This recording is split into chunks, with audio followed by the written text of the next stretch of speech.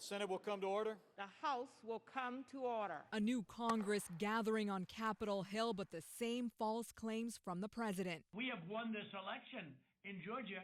2 months after Election Day, following recounts and multiple failed legal attempts that upheld his loss in various states, including Georgia, Donald Trump is heard pushing its Secretary of State to overturn the result in a leaked phone call, refusing to accept defeat, but also showing just how far he's willing to go. All I want to do is this. I just want to find 11,780 votes, which is one more than we have, because we won the state.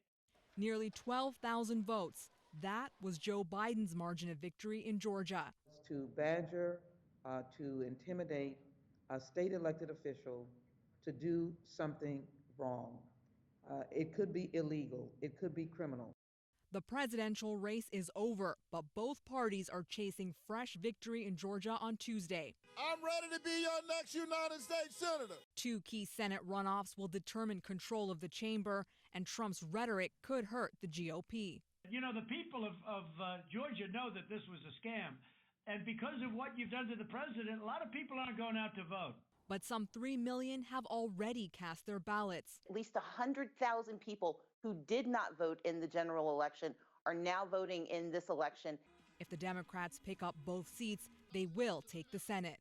But first, Congress will convene this week to name Biden the president-elect, despite some Republican lawmakers threatening to object. We ought to have a fair inquiry, a fair audit into these results, and we ought to resolve these claims, not just dismiss them out of hand. Vice President Mike Pence will oversee Congress's proceedings on Wednesday. He'll be tasked with declaring Joe Biden's victory and his own president's defeat publicly for the very first time.